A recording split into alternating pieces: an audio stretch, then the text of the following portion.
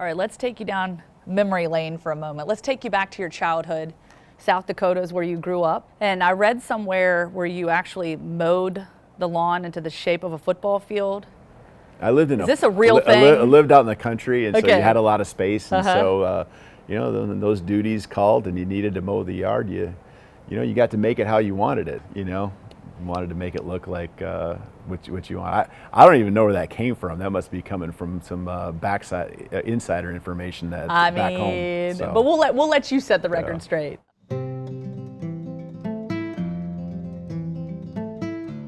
What do you remember most about growing up in South Dakota in your early childhood years? It was simple. It was really simple. You're going outside to play catch and some type of baseball, basketball, pickup football. You were riding your bikes together and doing those things. And then when you got older in high school, it was just all trying to have the best team you could have for when that season came around to go, make a run at a state championship.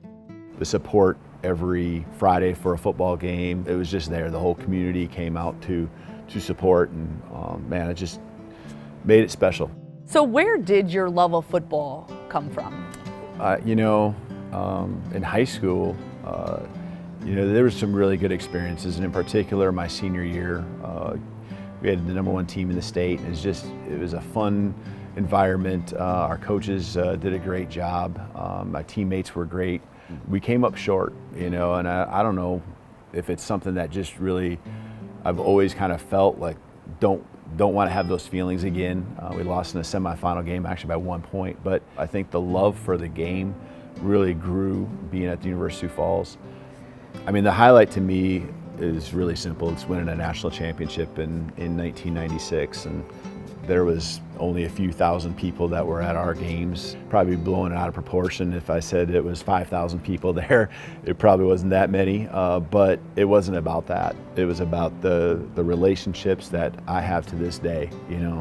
Multiple guys even texting me today, excited to try to find a time to come down to watch us play this fall, and I just had such a great experience there. But we were a small school that really had no business getting to the level we did, and that was the beginning of the University of Sioux Falls kind of era. Being at NAI, it didn't really matter. It was just, it was big time football in our minds. Moving into college and then getting to coach, how do you feel like those experiences have really shaped you into being able to be the coach that you are today? I think seeing what that culture looked like at 2-8 and knowing what it felt like and seeing the work that was put in to bring it all together by our coaching staff, by our team, and those experiences and the places it took us around the country that I had never been to.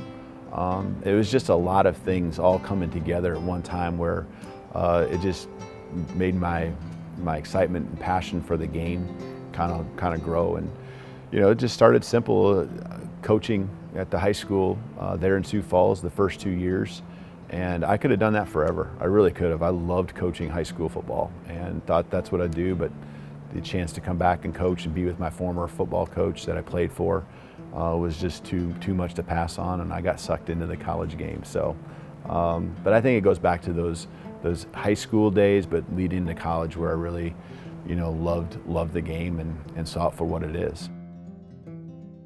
Reflecting on your career at Washington, just came up short of the national championship, but what do you miss most about kind of life and the culture out there? Yeah, I think wherever I've been, it's always been about the things you miss the most are the people, and the people help make the experiences, the optimism throughout the 2022 season.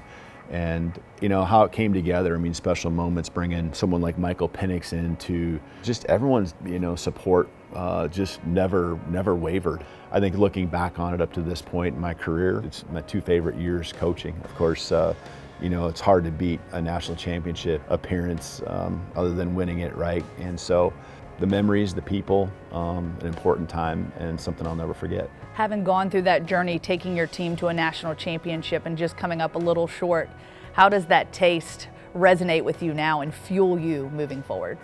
Yeah, I hope it fuels everyone that was there and had aspirations of being a national champion, whether it's someone who's with me here or those guys that are there. I'm always going to wish, and want the best for them, except if we obviously we're playing on the same field, that might be a little bit of conflict of interest, but it's just, you take those experiences and understanding of what it takes at the Power 5 level to win an FBS national championship. I'm certainly seeing that and tying that into our guys' experience that they had coming up short of being in the championship game here. So there's called it a chip on the shoulder, but also just a learning moment that we all have that we can kind of come together and utilize to have experiences that are going to shape this season that lies ahead. You, in fact, have had the opportunity to coach here at Bryant-Denny Stadium back in 2017 when Fresno State played here. Take me through what that experience was like for you and your understanding then of the Bama standard.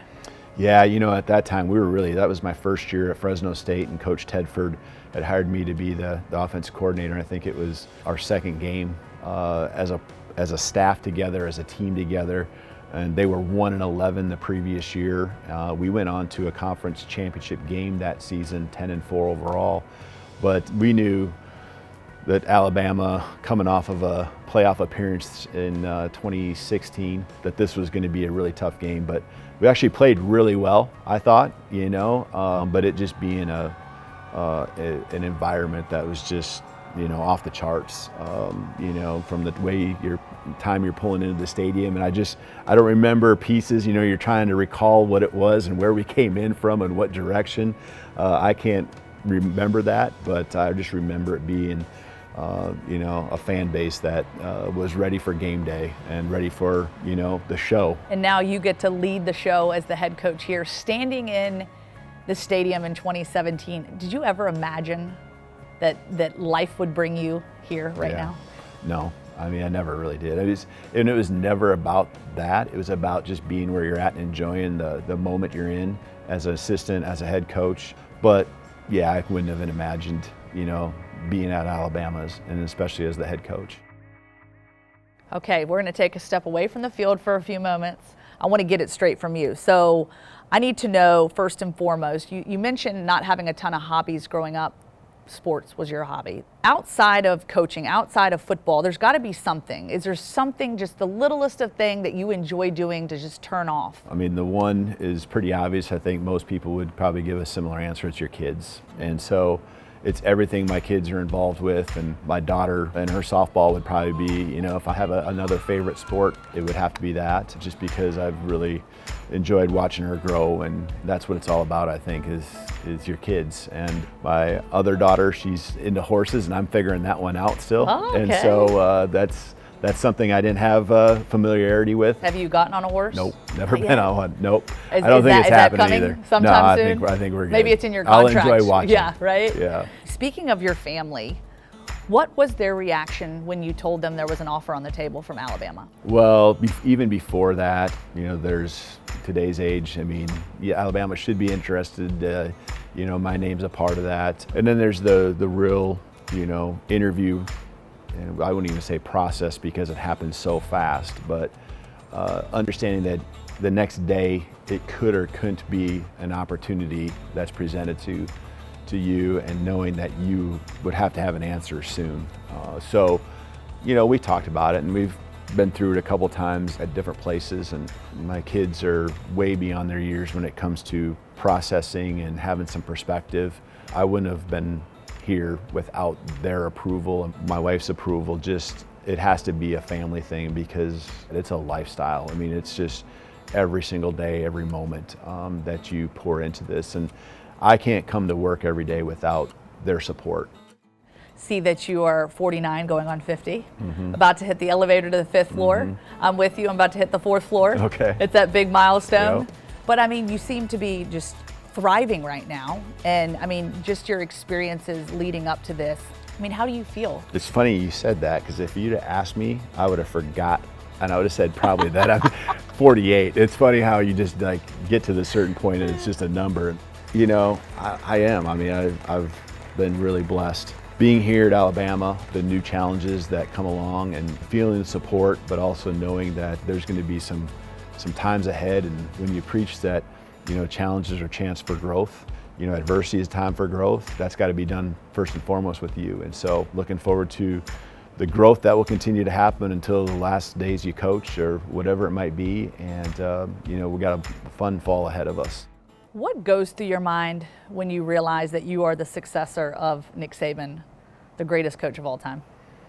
An appreciation just for everything, when you think about being the coach here and, what needs to happen for continued success, how has that success happened? And so an appreciation for not just what he accomplished, but also the infrastructure that's in place to continue to build on. It would be too overwhelming, I think, if you made it about you're that next guy. To me, it's all about just the great opportunity that exists and pouring into the main thing, and that's everyone here in this facility, everyone here around this program, including our fan base, and trying to do what you've always done and make it a great experience for everyone. And I think it's important, obviously, to create a healthy boundary, right? You have Nick Saban here as a resource. So how do you create that balance between having him as a resource and putting your own coaching style into this program?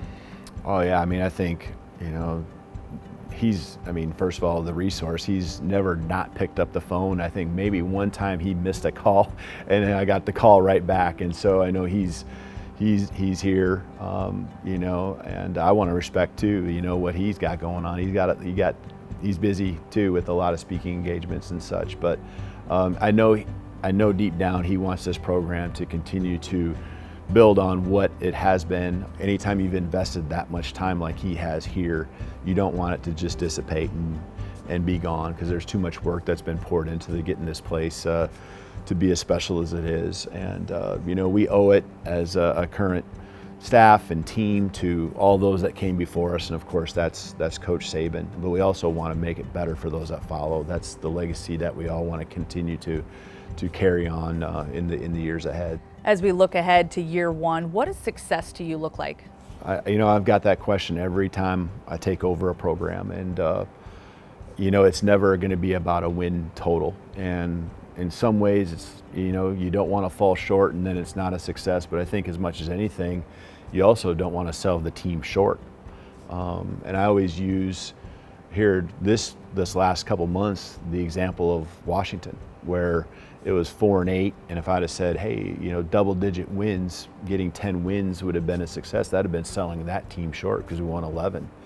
And so it isn't about that. To me, what it's about is what's it feel like, what's the energy, what's the attitude every day that these guys bring into this facility, the staff as well. So hopefully when you're looking at our team, you see a team that really cares about each other, has really grown close, and plays extremely hard. And I think you can see and I think you can feel that. And those that really pay attention to the game, I think, can identify that real quickly. And that's what I'm hoping you see. And because of that, the results will take care of themselves. And the love and passion these guys play with and have for each other will result in the wins that are needed to reach the goals that we have. There's so many traditions that this program has. What's one that you're most looking forward to when the season gets here? Well, I think that the walk, before the game, that's a highlighted thing that, the guys have, and that's exciting. That's going to be part of the fan experience too. Walk of Champions there, and just, really looking forward to that.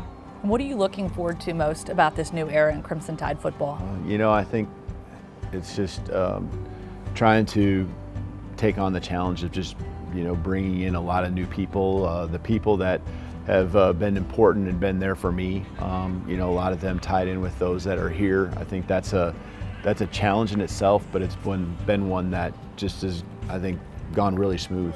And to me, that's the field, that's the vibe that will pass on to our players, which passes on out to the rest of the entire fan base that wear crimson each and every Saturday. We know it's an absolute grind doing what you do day in and day out, a more than full-time job. I'm curious to know what it is that drives you and what motivates you. Mm-hmm. What motivates me is our guys. And when you see them every day showing up here and give it everything they have, embracing change that happened, things that they can't control, but being open to myself and the coaching staff and the things that we're implementing. Yes, there's a lot of things that are the same, but there's also things that are different. Just giving them the experiences that I had back when I was their age, that's what the motivation is every single day I walk into this building. And you try to keep it as simple as that, because if you try to make it bigger than that and focus on winning a national championship or an SEC championship, you know, your head's in the wrong space. It's got to be on today and, you know, just pouring everything you have into them every moment possible.